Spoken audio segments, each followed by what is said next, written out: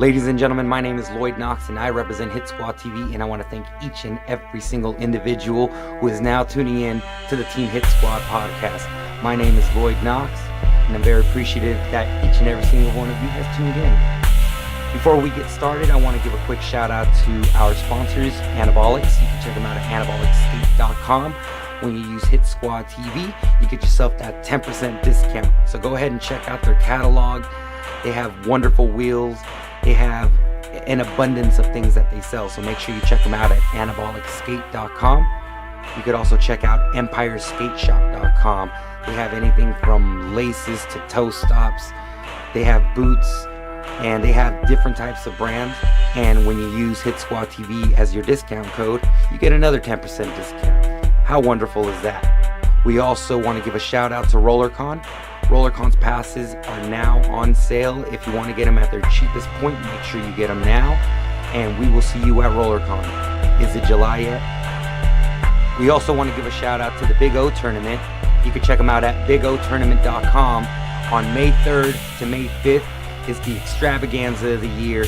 I absolutely love this tournament, and you're going to love it too. If you have not experienced it live, I suggest that you check the tickets now. Make sure you get them as cheap as possible.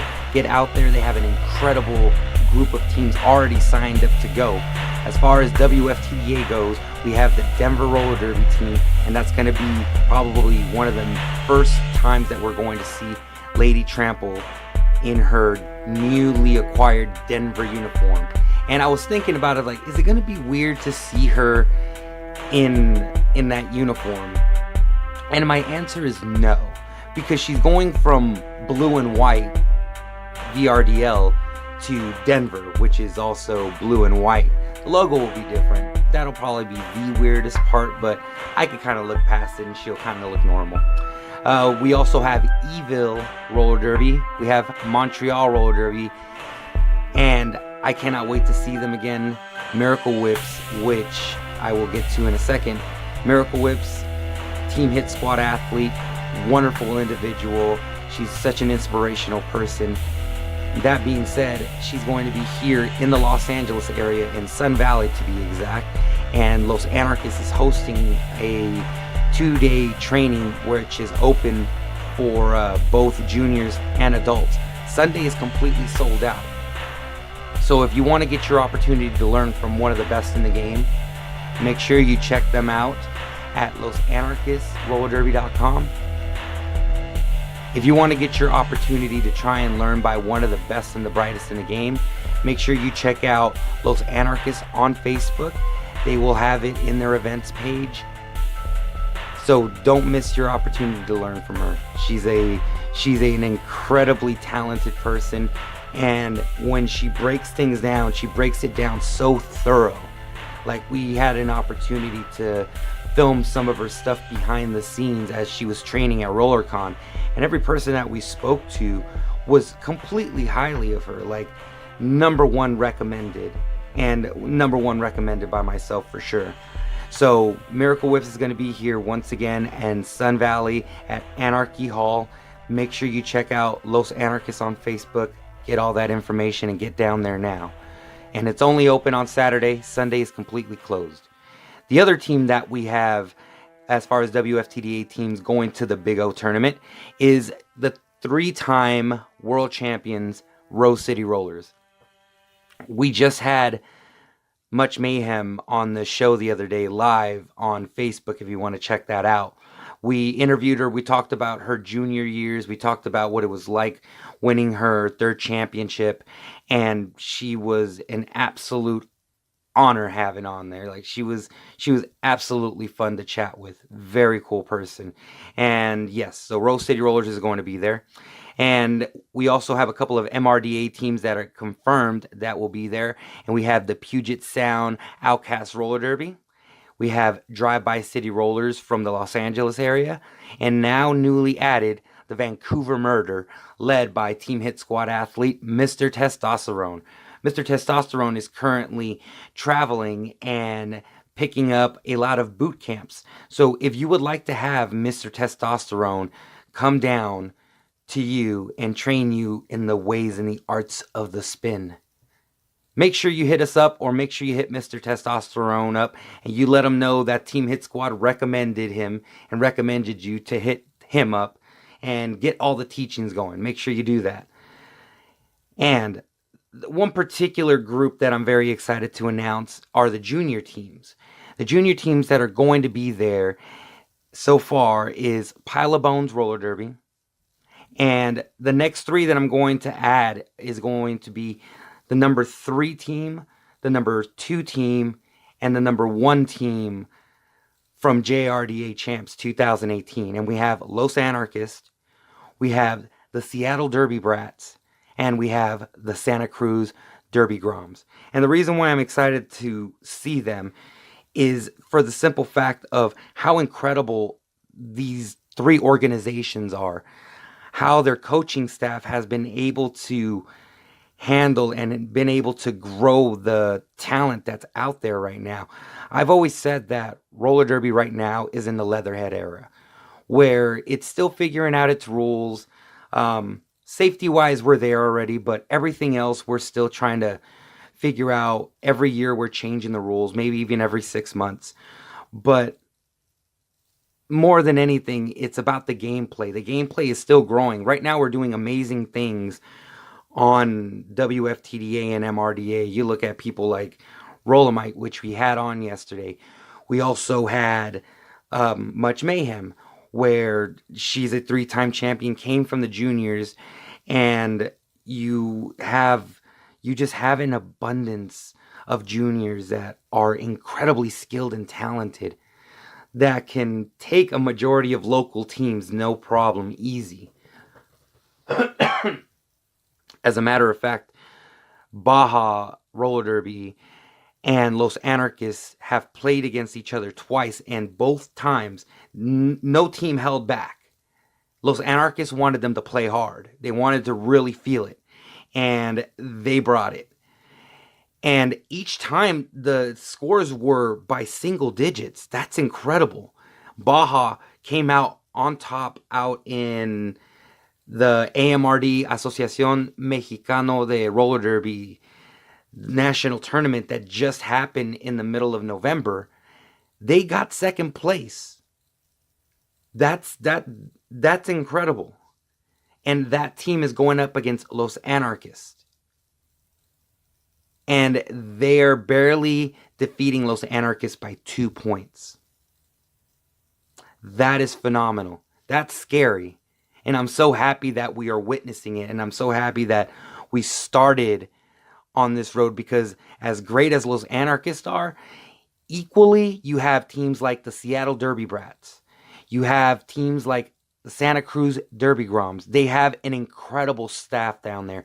The juniors, 100% respectful, 100% competitive, and they have no problem with laying it all down on the line. They won the championship this past season from the Seattle Derby Brats. You look at the Seattle Derby Brats, which you have a player like Toe Jammer, which is a Team Hit Squad athlete, and was playing last year in Mob City, switched over to play for the Seattle Derby Brats.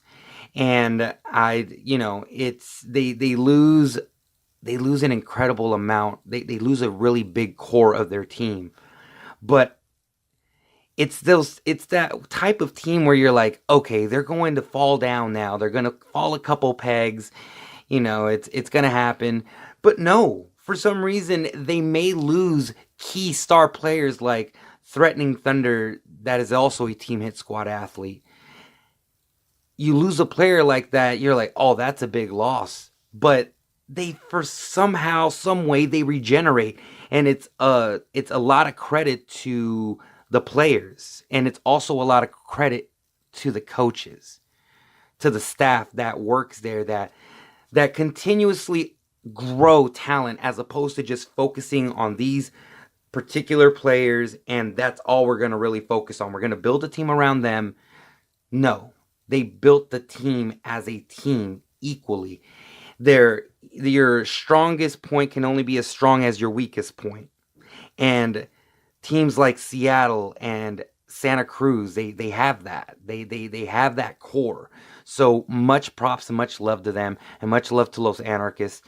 It's going to be a fantastic time at Big O. So make sure that if you aren't even going to be able to go out there, make sure you buy the live stream. The live stream last year, I heard, was 100% awesome. And they're the same people that did the live stream for MRDA.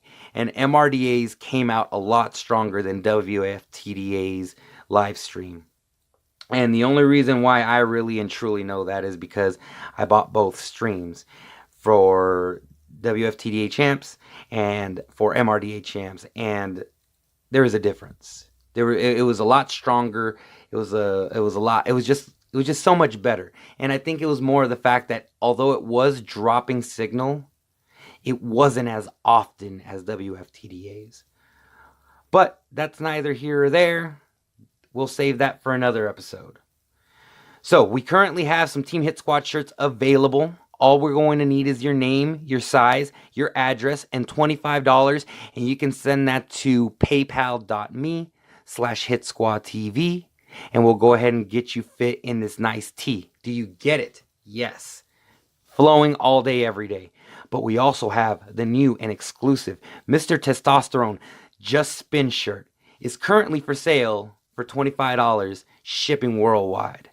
So make sure if you want that, make sure you send your name, your size, your address, and send your $25 to paypal.me/HitSquadTV, and we can get you fitted in some Hit Squad gear.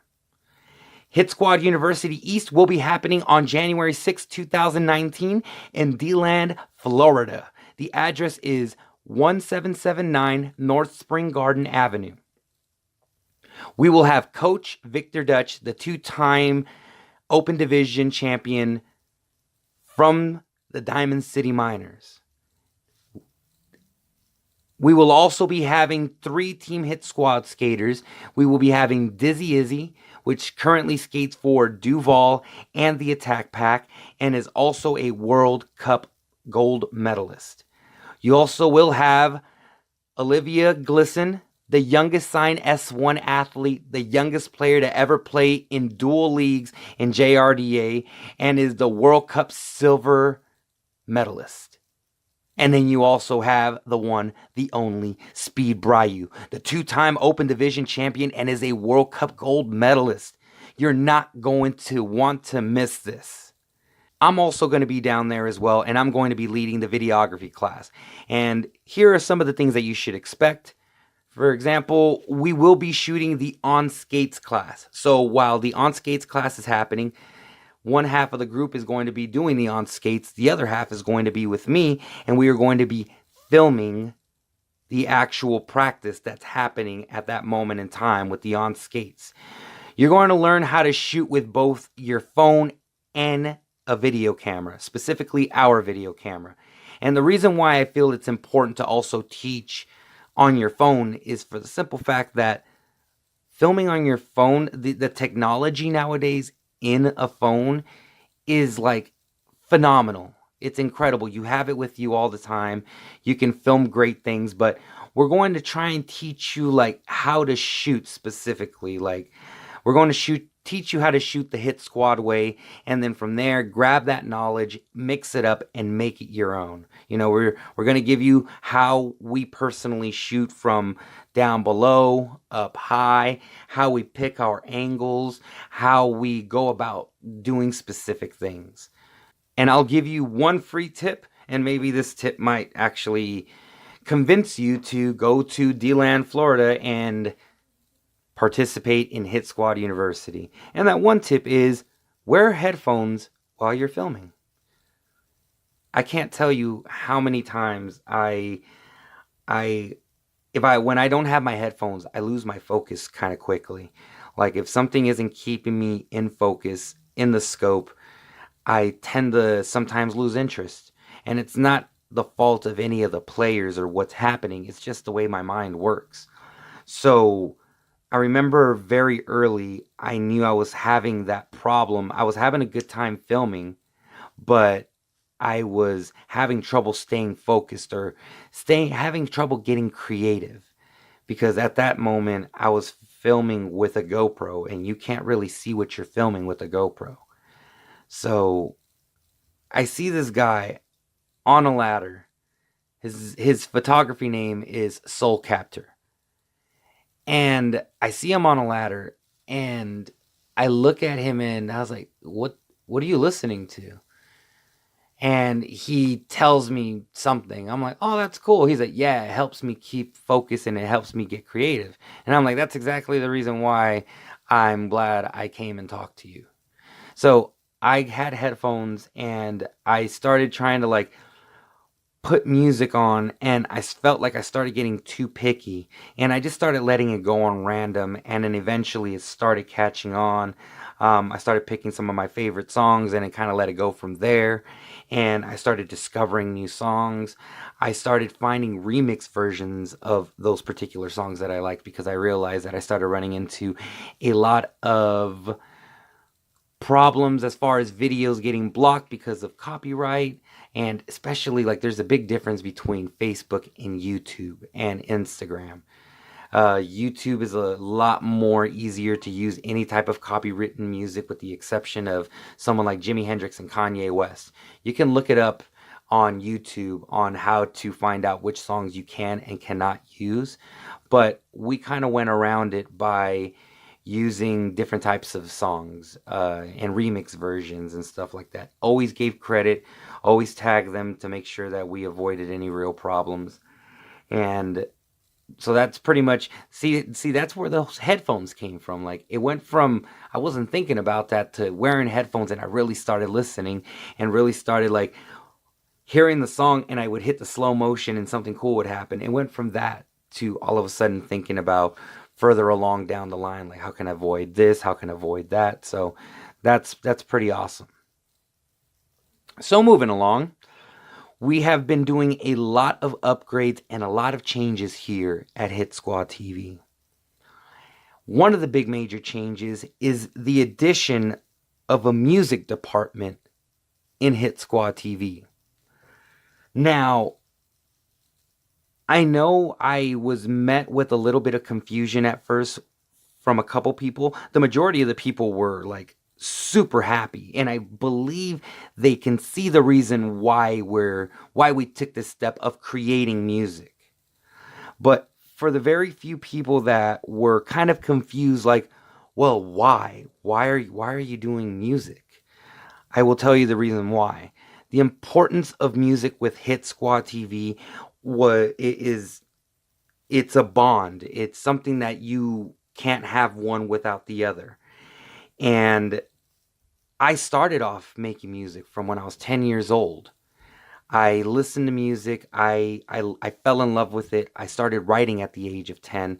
And I remember writing to Other Side by Red Hot Chili Peppers, and that bass by Flea, and John Frusciante's beautiful guitar, and his singing as well, singing backgrounds for Anthony Kiedis.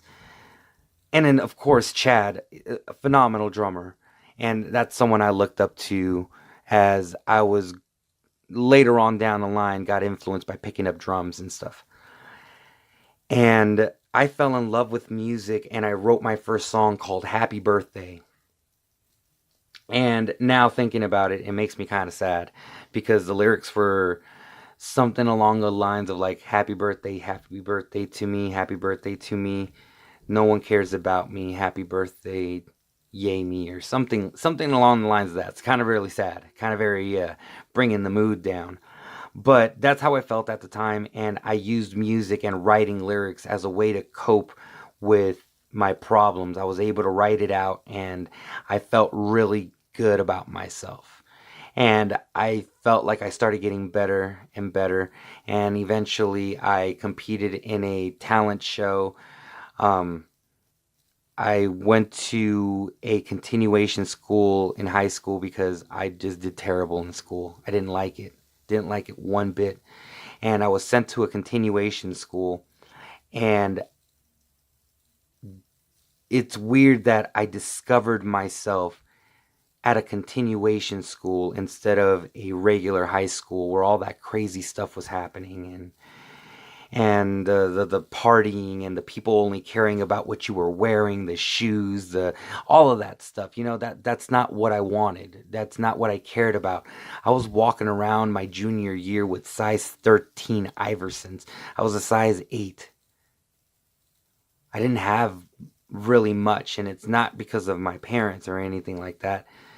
It was just I I dressed that way. I didn't care. I just did. It didn't phase me. I felt like I felt this weird empowerment, but at the same time I was still walking with my head down.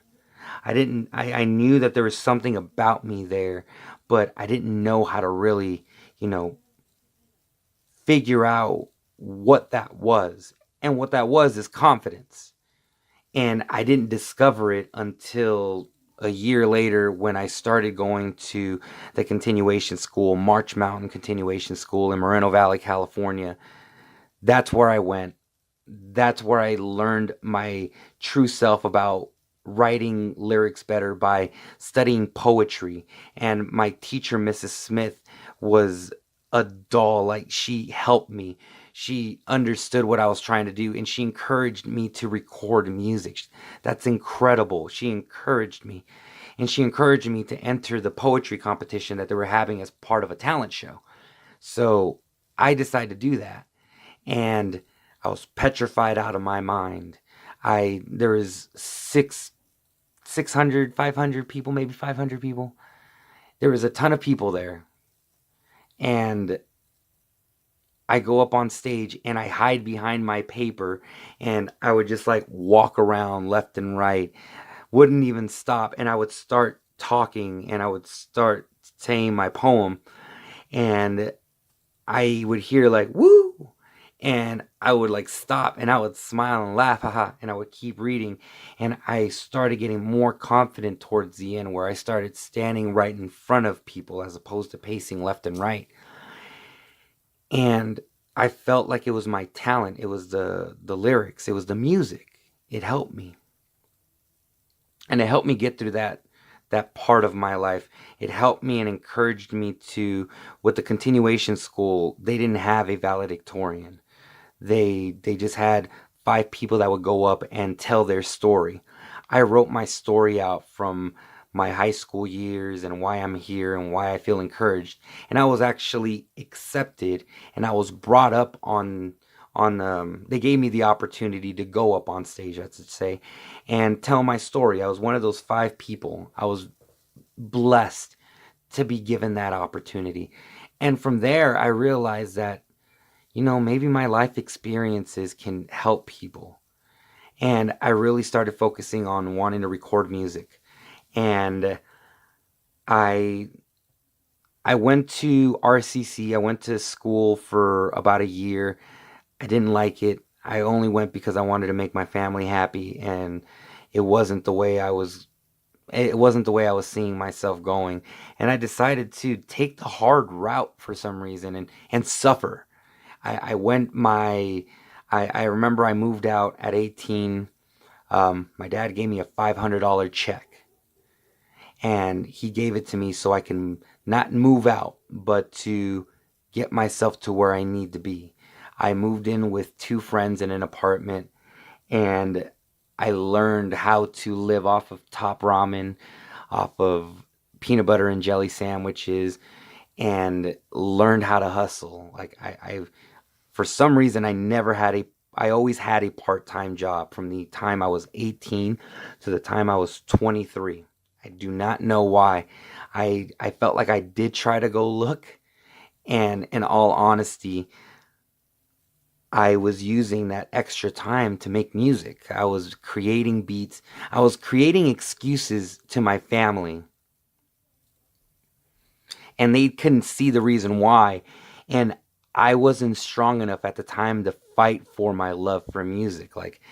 And at the same time, too, I didn't know how to go about it. I mean, I grew up listening to hip hop.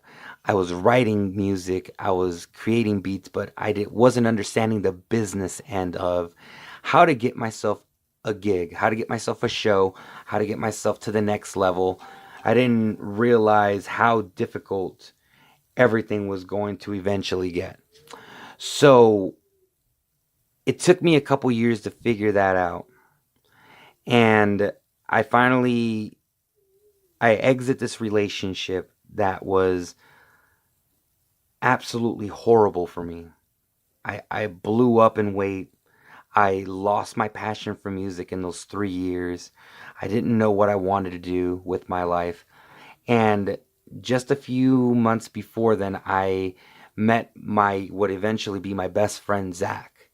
And he pretty much, I run into him. He comes into where I was working at the time, Radio Shack. And I was checking out, at the time, I had a band.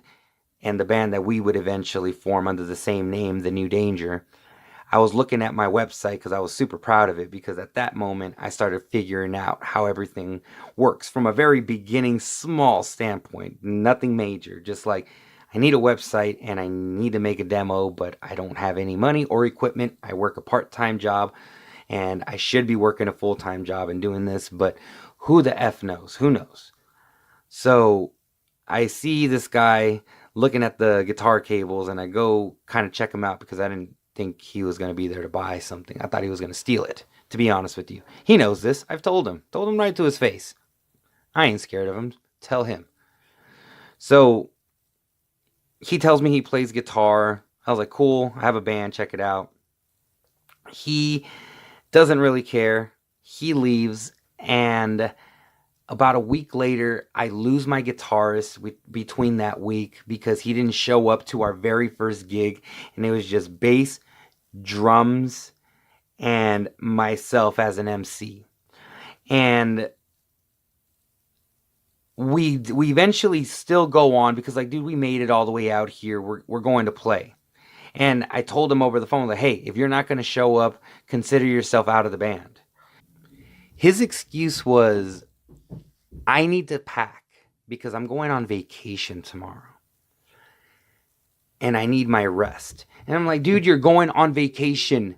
What other rest do you need? You know? And I told him, if you ain't going to be here, consider yourself out of the band. So I met Zach on Monday. I lose the guitarist on Wednesday. And I see him again on Sunday. And I invite him from his job. He was actually putting silverware away, or he was putting down the turkey, or the ham, I should say. And either way, I stop him like, hey man, I don't know if you remember me. My name is Lloyd. You want to, I remember you said you play guitar. Do you want to maybe jam? I'd like to have you in as part of the band, because I didn't know any other guitarist. So I invite him. He goes over to a hookah bar that a friend of mine owned at the time, and he started playing, and he was a very Jimi Hendrix blues type player, and I fell in love with it, and I wanted to work with it. So all these years later, he's my best friend. He's my best man. He was my best man at the wedding. Godfather to my son. Love that guy to death. And it was through him that I started learning more about myself. I started learning that I can learn things quickly, and I can also multitask, meaning I can play drums and I can rap at the same time. So I can keep a certain melody and a certain rhythm with my hand and feet, and I can do the same thing with my mouth, and I can say very intricate type syllables and stuff like that, and still be able to maintain a beat. And that's something that I hang my hat on every single day. I'm kidding. But it was something that I had to learn how to do, because at the time, the dream wasn't shooting off. It wasn't happening for me. I needed to really learn different instruments in order to make my dream come true. We couldn't find a bass player for a long time. So I decided to learn how to play bass because we had a drummer. Then eventually the drummer leaves. So we start looking for a drummer. And I was like, you know what? I'll learn how to play drums. But Zach was very apprehensive about it, because he's like, I want you to rap though. Like, I don't want you to go pick up another instrument. And I'm like, I can guarantee you I can drum and rap. I didn't know how I could make that promise or that thought come out of my mouth and agree to it. But I believed in myself. And I make it happen. I He buys the drum set, $150, and I go over to his house. He's like, it's right here. And I build it, and he's like, I got to go to work. I'll be back in 5 hours. And he leaves for work. He comes back. Between that period, I learned basic rhythms, and I learned how to not hit the rim of the snare and the high toms and stuff like that. By all means, I was terrible. Absolutely horrible. I was by no means good. But it was my drive and determination to be like, screw that. Like, we're going to play a show in a month. I don't care how terrible I am. We're going to make it happen. I'm tired of waiting. I'm tired of waiting for people to tell me, yes, you should do it, or no, you should still work on this. And after hearing those voices and then waiting for them to like give me the okay to go about it, I was like, screw that. I'm the master of my own fate. If we fail, it's because we failed. Let's go. So we started playing shows and shows and shows and shows, and I was terrible. Okay. He's getting a little better. And that's how it ended up happening for us for a couple years.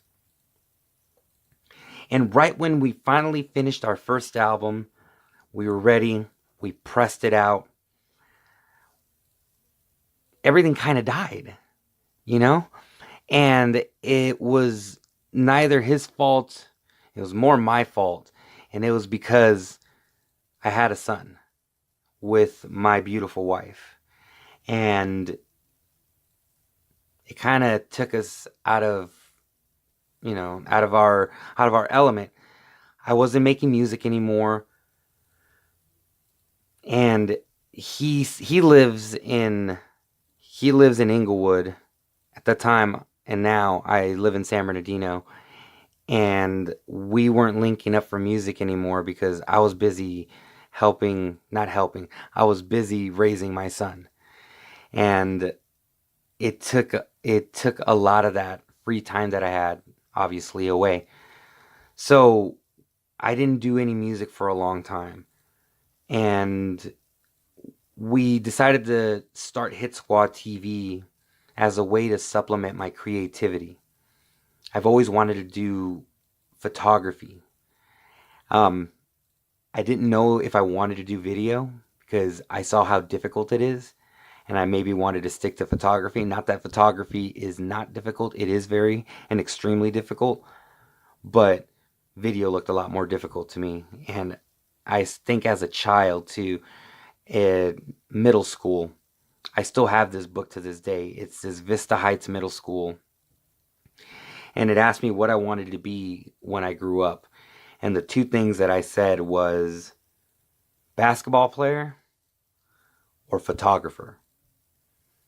I completely airballed it with basketball, and I think the reason why is because I hated school.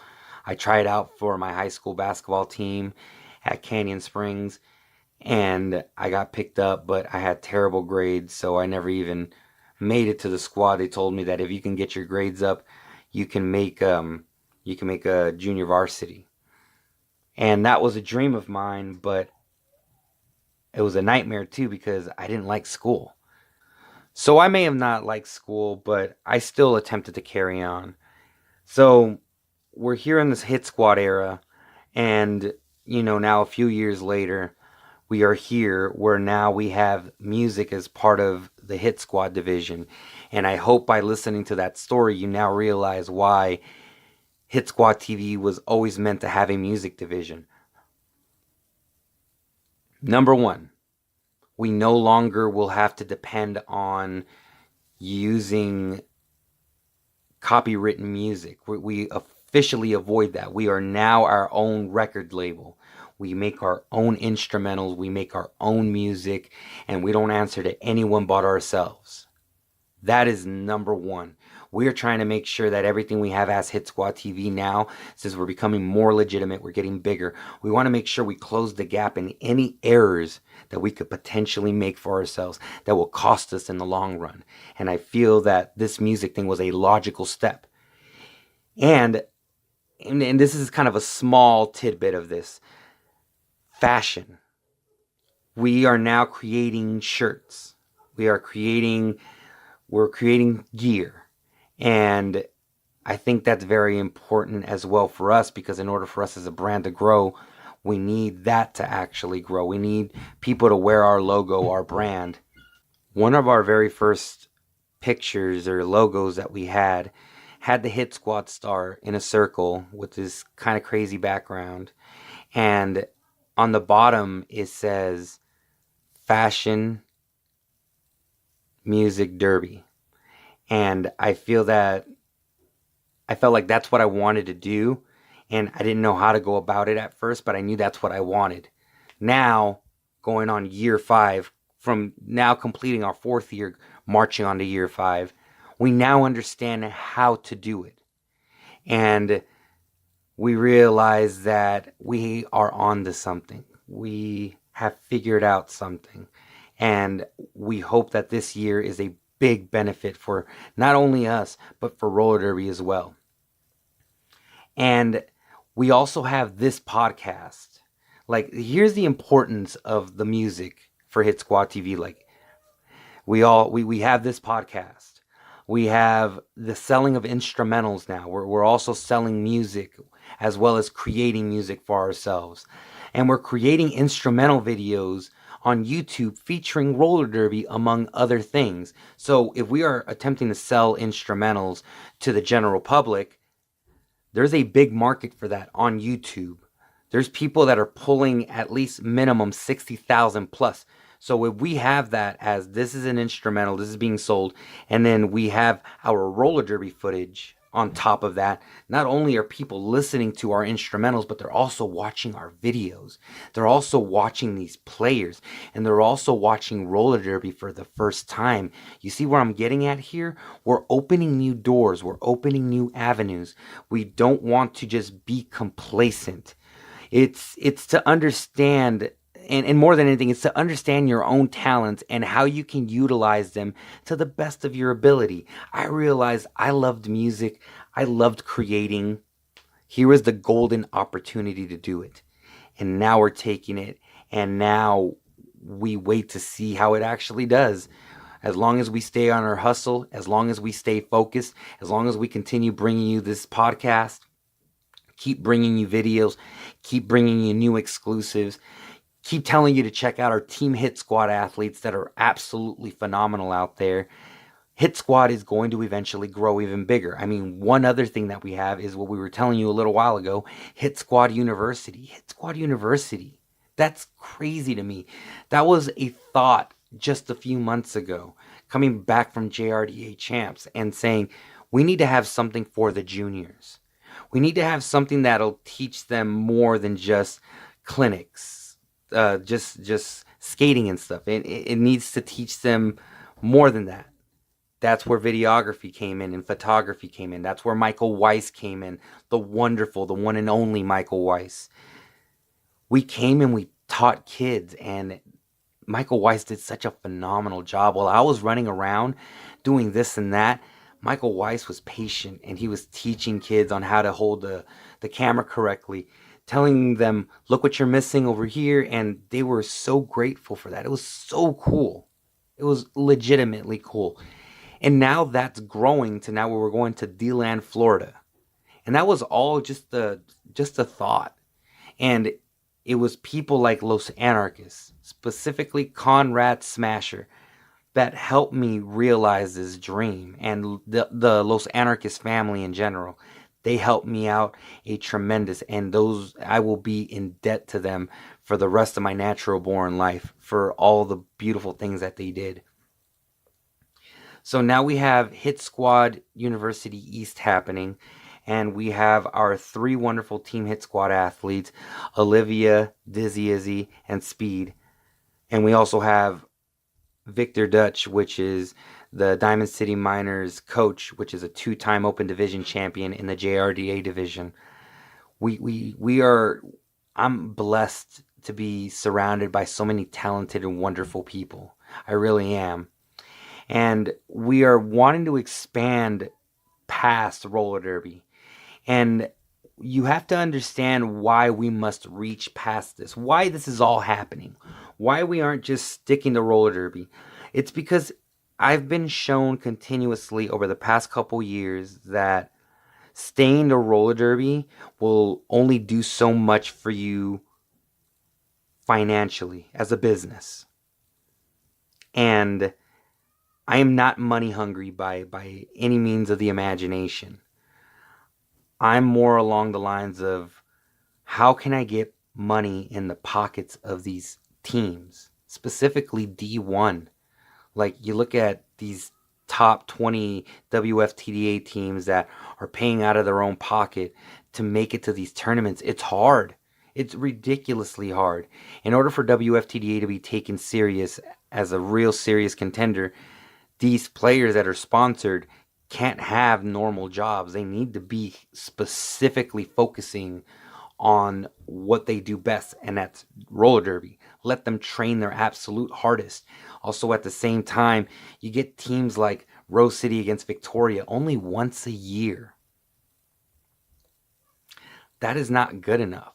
We need to get teams to be playing about 2-3 times a year. We need to come up with an actual structured element, and I wouldn't know how to go about that. I'm just a person with a suggestion. But if anyone would like to sit down and talk about it, I might have a few ideas. But that is what it is.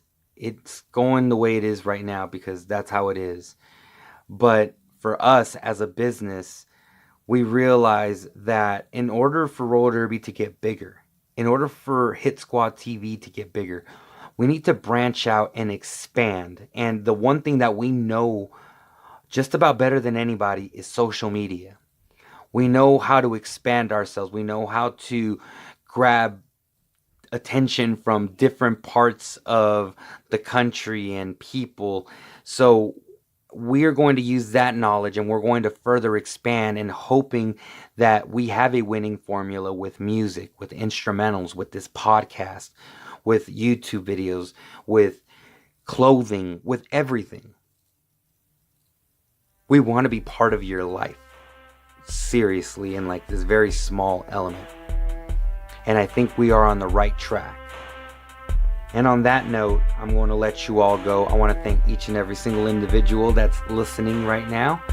I want to give a quick shout out to our sponsors, Anabolix Skate. You can check them out at anabolixskate.com, empireskateShop.com. Both places, if you use the code HITSQUADTV, you get yourself a 10% discount.